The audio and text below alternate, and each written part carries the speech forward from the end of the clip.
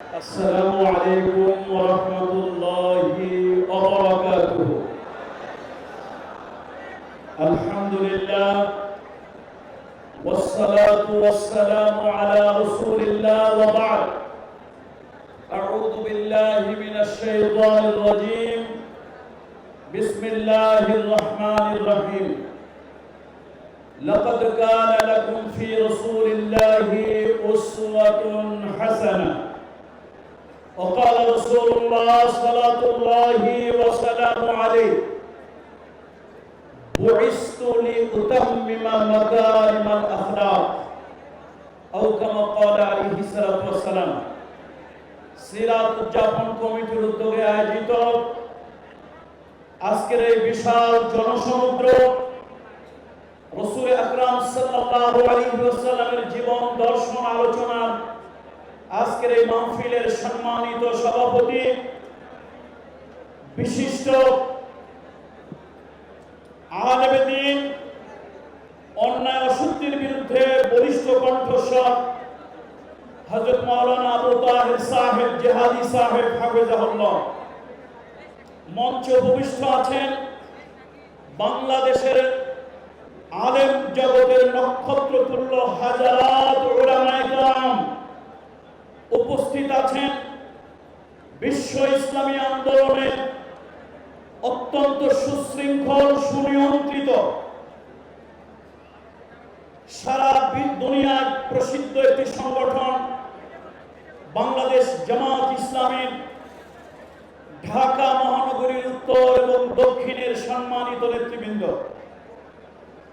আজকের এই সিরাত প্রোগ্রামে দাঁড়িয়ে আমার সর্বপ্রথম যার কথা মনে পড়ছে, যে কোরআনের পাখি, যে কোরআনের সৈনিক আজকের এই মাঠে উপস্থিত থাকলে আজকের এই গণজাগরণ, গণজোয়ার একটা গণ বিস্ফোরণে রূপান্তরিত হতো, তিনি হলেন আল্লামা দেলোয়ার হোসেন সাঈদী।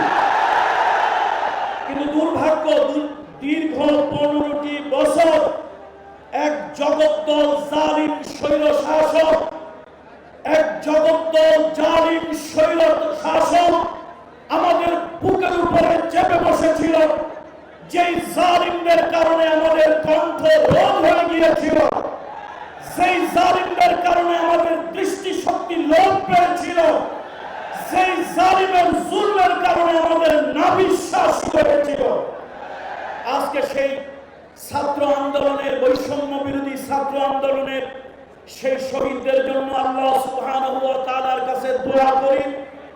যারা আহত হয়েছেন, যারা ক্ষতিগ্রস্ত হয়েছেন, তাদের ক্ষতি আল্লাহ তাআলা তার আরশে আজিম থেকে পুষিয়ে দিন, সে দোয়া করছি। আজকে বুক ভরে নিঃশ্বাস নিতে পারছি। আমি তো মনে করি আল্লামার ইন্তেকালের পরে বাংলাদেশের জমিনে আজকে একটা নতুন ইতিহাস, একটা নতুন অধ্যায় সৃষ্টি হয়েছে।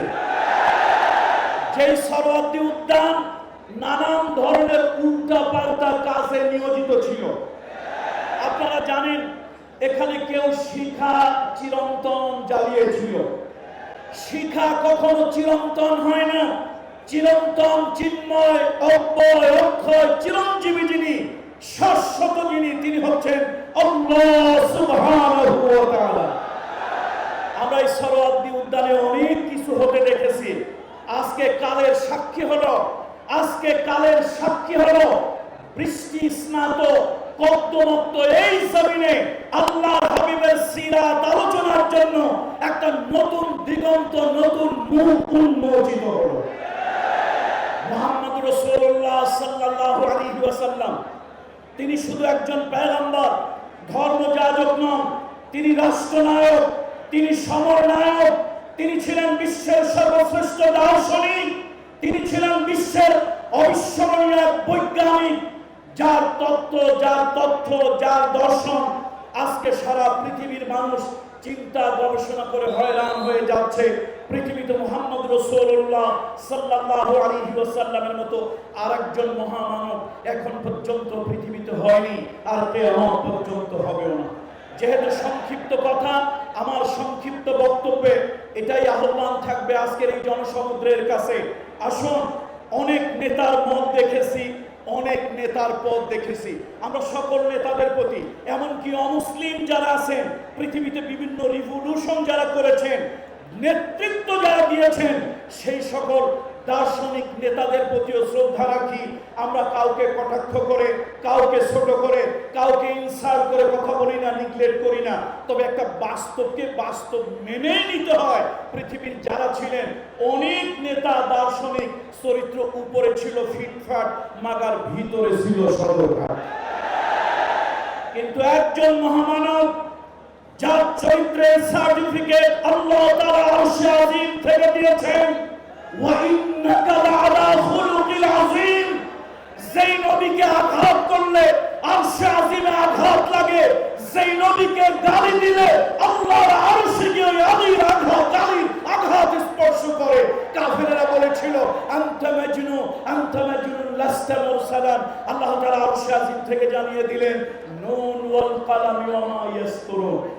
কাফেররা বলেছিল লাস্তা মুরসালান, আল্লাহ জানিয়ে দিলেন ইয়াসিন ইন্নাক ওয়াল কুরআনিল হাকীম ইন্নাকা লামিনাল মুরসালিন।